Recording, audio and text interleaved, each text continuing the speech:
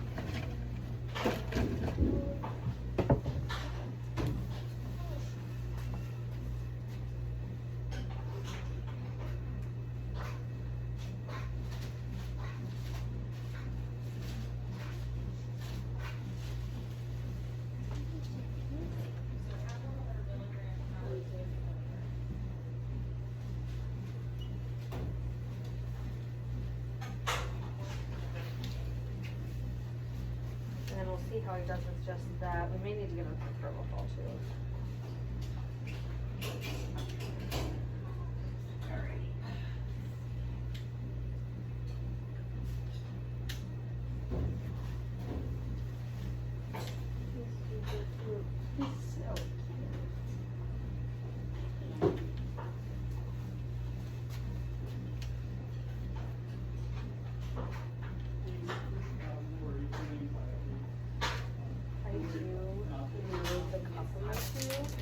So like AHA, the later AHA, yeah, because it's the anesthesia standard.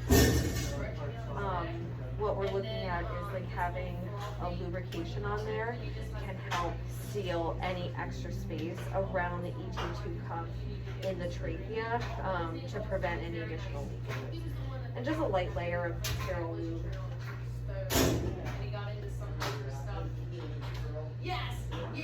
I'll probably need some propofol. Oh, do you think he's out enough? Is he heavy? We can try.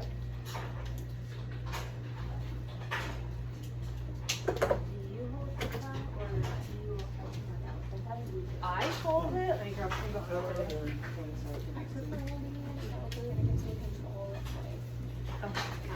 I will usually hold the tongue on my own, and I do it this way. And then I hold this.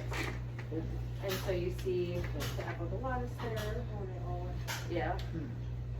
But you don't have to. You can have to. I can hold the tongue for you. You can have to hold the tongue. Yep. And then you're going to use this to open your epiglottis, a little flappy. Nope, your tube. So pull that down, and then you should be able to visualize the trachea there. That tube might be big.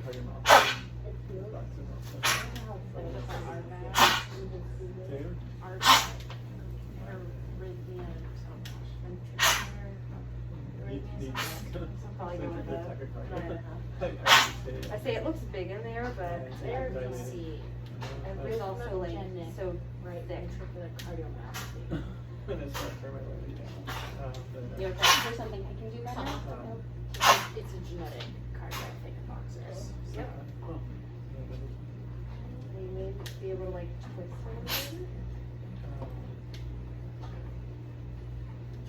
a little bit. How far do you go? You can just kind of feel it. This one may be a little bit big too. Usually Like I said, I tend to pull bigger tubes and then just downsize because I'd rather place a tube that is a little bit like. You're also completely blocking your video. I don't know if you want to move that. It's ridiculous. Hey, you got ready to go into surgery here, but I did look over OB's chart.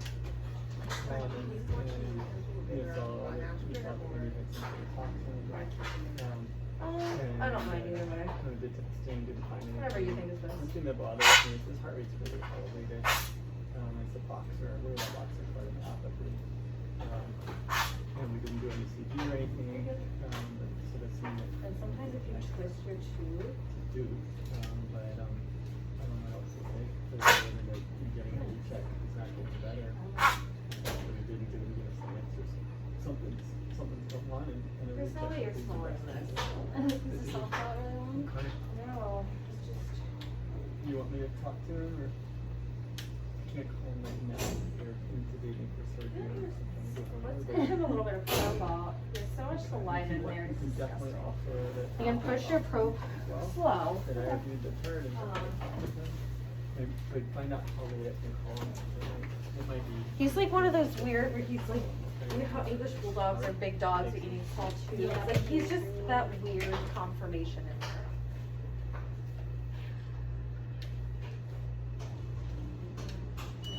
Get him like 2 mils.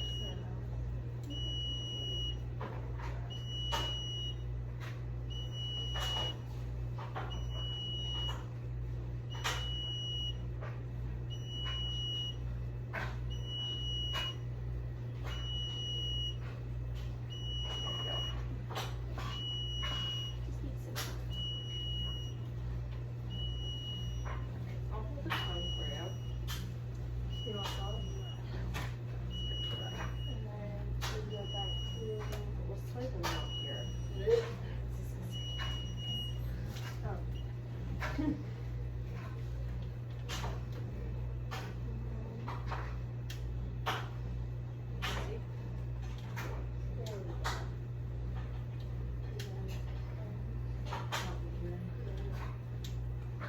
Move over closer to Sam, just because of the way that he's up. And then just make sure you go right in the middle.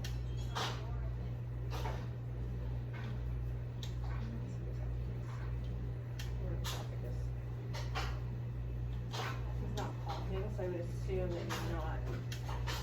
Hold on a second.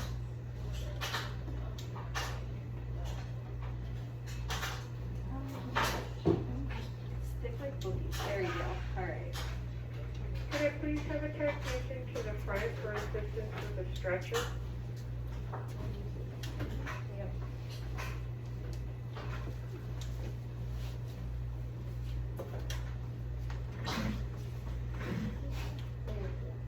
Yep, and then you wanna feel, it should go down to your thoracic intake. And when you're feeling through your tube, you should only feel one, so you'll feel the trachea. If you're not in, you'll feel the trachea and your ET tube on either side. If you're in, you'll just feel the trachea. I said, it looks like you're in. I'm just gonna double check because I couldn't see from my angle. Sorry, Sam. No, you're good. Just what to do. Doing an arm workout.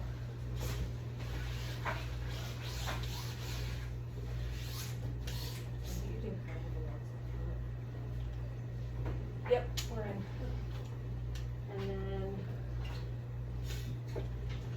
you feel the breath through there. And then to inflate our cuff, we'll tie this in first.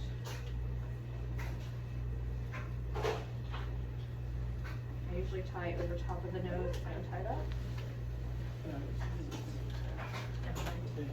Denied. I'm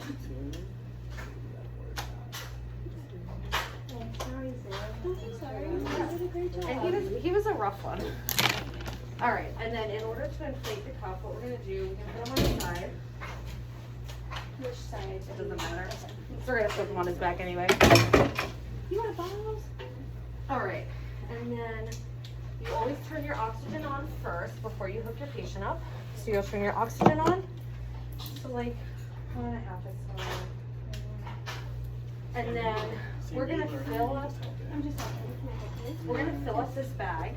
So we're gonna manually plug this and manually plug our pop-off valve and fill this.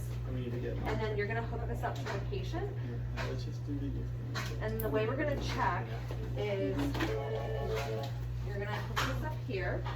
I'm gonna squeeze this bag and you're gonna listen for any leakage. If you hear air coming around, then you'll inflate.